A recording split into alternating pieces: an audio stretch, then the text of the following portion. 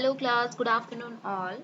We have started chapter 3, that is admission of partner of accountancy of class 12. In the previous videos we have discussed when the reconstitution of the partnership took place, what are the reasons behind the reconstitution of the partnership form. Then we have started the chapter that is admission of a partner. In the partnership firm, when a new partners get admitted, we need to make certain adjustments, right, at the time of the admission of a partner. Very first adjustment what we need to do is we need to calculate the new profit sharing ratio among the partners.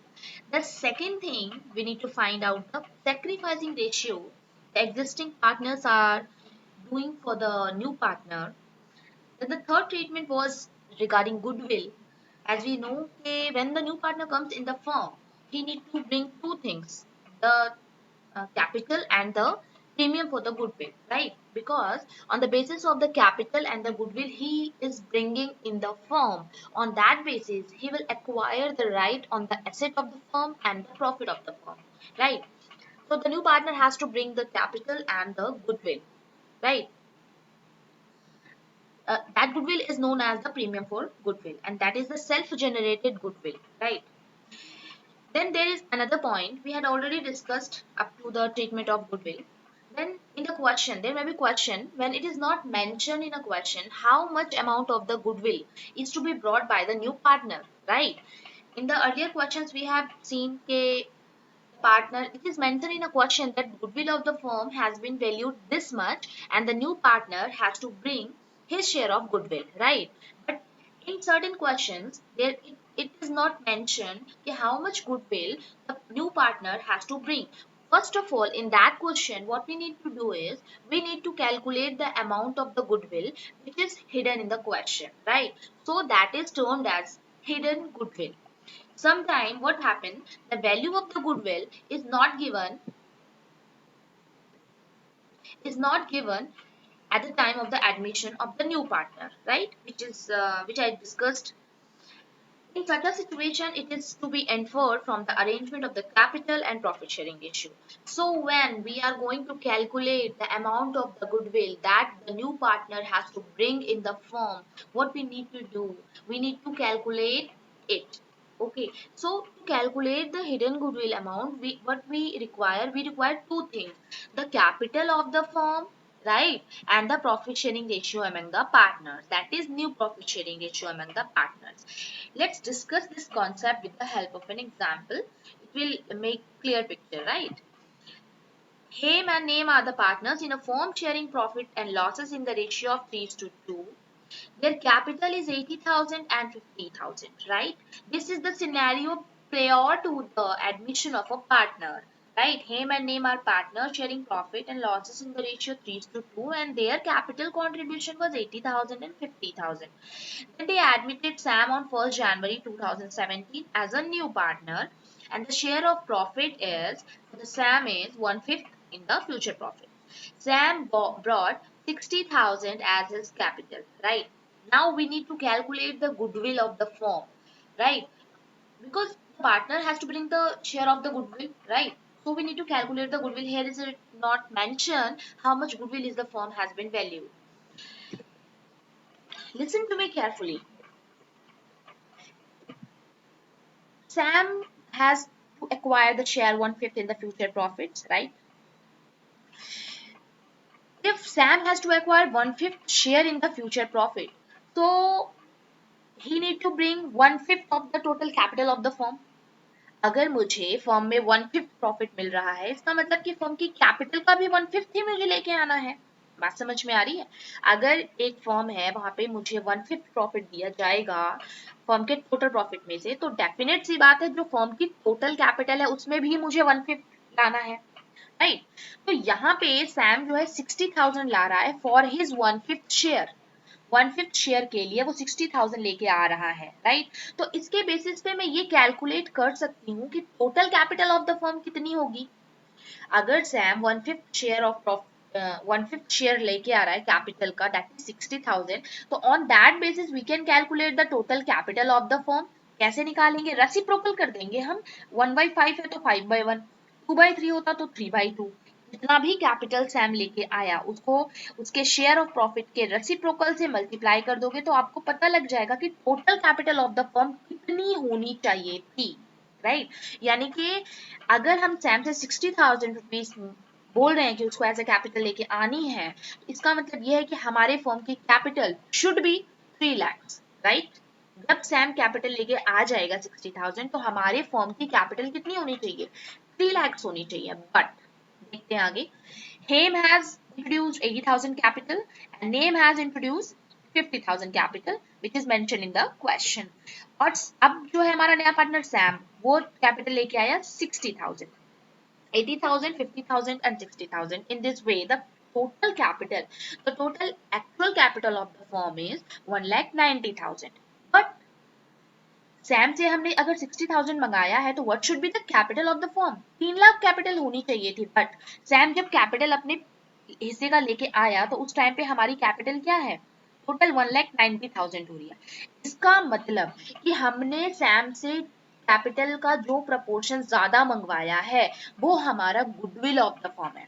यानी कि सीधी सी बात है कि हमारी capital होनी चाहिए थी इतनी, बट हम इतने ही कैपिटल पे प्रॉफिट कमा पा रहे हैं। इसका मतलब जो हम एक्स्ट्रा प्रॉफिट कमा पा रहे हैं वो किसकी वजह से कमाया हमने, we need to introduce 3 lakh rupees, right, as a capital, but the firm had 1,90,000 capital only and the firm is earning the profits, right। इसका मतलब कि थोड़ा पैसे में ही, थोड़े कैपिटल में ही वो ज्यादा प्रॉफिट कमा पा रहे हैं। 1,90,000 रुपए लगा के वो 3 लाख रुपए कैपिटल लगाने के बजाय 1,90,000 रुपए उन्होंने इंट्रोड्यूस किया और उससे वो प्रॉफिट कमा पा रहे हैं। इसका मतलब जो डिफरेंस है कैपिटल में, that is nothing but the goodwill of the firm. यानी कि जो फर्म की गुडविल है इनडायरेक्ट तरीके से अगर हमने यहाँ पे कैलकुलेट करेंगे तो आएगी 1,10,000। अब हमें यहाँ पे पता लग जाएगा कि सैम का शेयर ऑफ गुडविल कितना है, दैट इज 1,10,000 का 1/5 सैम को लेकर आना है, ठीक है, that is 22,000।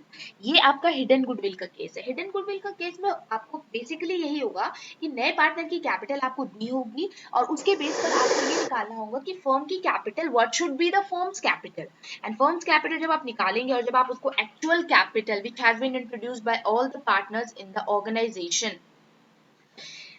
What would happen, वो आपको डिफरेंस जो आएगा वो आपका गुडविल होगा। और उसके बाद जो नया पार्टनर है उसका शेयर ऑफ प्रॉफिट के according will calculate the same share of the goodwill, that is 22,000। यानी Sam has to bring 22,000 as a premium for goodwill. 3 to 4 mark में ये क्वेश्चन आता है, it rarely comes. Now pre-treatment we have already covered, how to calculate the new profit sharing ratio, how to calculate the sacrificing ratio and how to treat the goodwill। और उसका एक सब topic hidden goodwill का भी हमने कर लिया। उसके बाद आता है कि अगर फर्म में नया पार्टनर आने से पहले if the firm have some accumulated profits or accumulated losses, then what will be the treatment or what will be the adjustment for that accumulated profits and losses prior to the or at the time of the admission of a partner।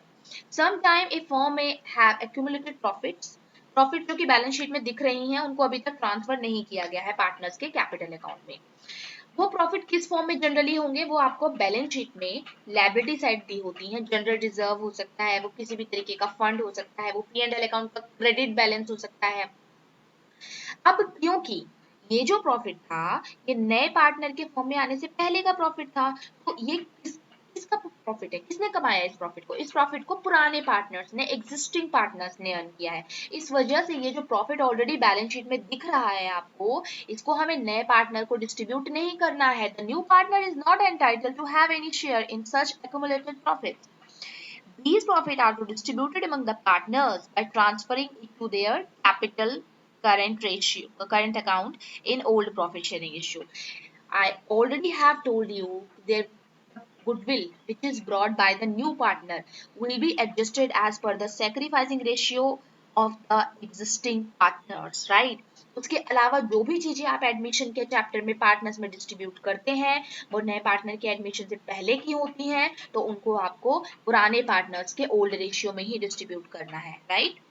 Similarly profits हैं तो losses भी हो सकते हैं। तो अगर losses दी हुई हैं debit balance of P&L account या फिर कोई डेफर्ड रेवेन्यू एक्सपेंडिचर है which we need to write off, right, तो उसको भी हमें पार्टनर्स में एग्जिस्टिंग पार्टनर थे, जो पुराने पार्टनर थे, उनके कैपिटल या करंट अकाउंट में हमें उनको ट्रांसफर कर देना है in their old ratio. Let's take an example. Rajinder and Surinder are the partners. उनका PSR है 4:1. 15th April 2017, they admit Narendra as a new partner.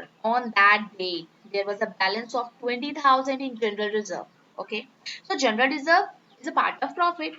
हम प्रॉफिट का कुछ प्रपोर्शन जो हम रिजर्व में ट्रांसफर कर देते हैं वो जनरल रिजर्व होता है. जनरल रिजर्व आपको पता होगा, रिजर्व ऑफ प्रोविजन आप पहले पढ़ चुके हैं.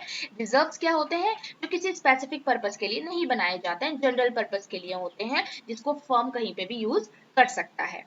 ठीक है. जनरल रिजर्व में 20,000 था और प्रॉफिट एंड लॉस अकाउंट का बैलेंस, डेबिट बैलेंस, लॉस हुआ है उसको 10,000 रुपए का. राइट. इसके लिए प्रॉफिट के एडजस्टमेंट और लॉस के एडजस्टमेंट एंट्री के लिए हमें जर्नल एंट्री पास करनी है. सीधी सी बात है भाई, जनरल रिजर्व तो आपका प्रॉफिट है, तो पार्टनर कैपिटल अकाउंट या फिर पार्टनर करंट अकाउंट जो भी हमें ओपन करना है, उसके क्रेडिट साइड हम उसे दे देंगे क्योंकि पार्टनर्स को फायदा हो रहा है. ठीक है. और जो लॉस है वो पार्टनर्स के लिए नुकसान है, तो वो पार्टनर्स कैपिटल अकाउंट के या करंट अकाउंट में डेबिट साइड चला जाएगा. तो जनरल रिजर्व के लिए जो एंट्री में पास करूंगी वो करूंगी मैं general reserve account debit to Rajendra capital account to Surendra capital account. मैंने यहाँ पे कैपिटल अकाउंट क्यों लिया है? क्योंकि यहाँ पे कैपिटल जो है मेरी फ्लक्चुएटिंग है. अगर क्वेश्चन में ये मेंशन होता कि जो पार्टनर्स की कैपिटल है वो फिक्स्ड है, तो हम कैपिटल अकाउंट की जगह पे पार्टनर्स का करंट अकाउंट डेबिट या क्रेडिट करते. अब मैंने जो 20,000 जनरल रिजर्व का बैलेंस था उसको मैं सीधा सीधा ओल्ड रेशियो में डिस्ट्रीब्यूट कर दूंगी among the existing partners, that is 4:1. It would be distributed as 16,000 and 4,000.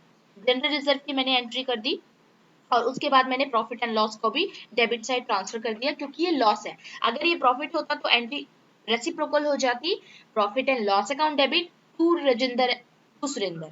But क्योंकि हमें लॉस ट्रांसफर करना है तो पार्टनर कैपिटल अकाउंट के डेबिट साइड चला जाएगा और P&L क्रेडिट हो जाएगा. राइट. क्योंकि डेबिट का टोटल ज्यादा होगा तभी तो मैंने क्रेडिट साइड में प्रॉफिट को, सॉरी, लॉस को शो किया गया होगा. ओके. इस तरीके से हमने जर्नल एंट्री पास कर दी. अब देखिए, जब अब हम धीरे धीरे फुल फ्लेज क्वेश्चन की तरफ बढ़ रहे हैं. फुल फ्लेज क्वेश्चन जब आप करना स्टार्ट करेंगे तो यही सारे सीक्वेंस आपको यूज करने हैं. आपको पहले न्यू PSR निकालना होगा, फिर आपको सैक्रिफाइसिंग निकालना होगा, फिर आपको गुडविल की ट्रीटमेंट करनी होगी. अगर goodwill is not given in a question then we need to calculate the hidden goodwill. उसके बाद जो भी आपके पास एक्यूमुलेटेड प्रॉफिट और लॉसेज हैं हमें उनके लिए एडजस्टमेंट्स करनी होगी. और उसके बाद लास्ट में बनेगा रीवैल्यूएशन अकाउंट. तो रीवैल्यूएशन अकाउंट को जो है हम नेक्स्ट वीडियो में डिस्कस करेंगे. तब तक के लिए इतना ही.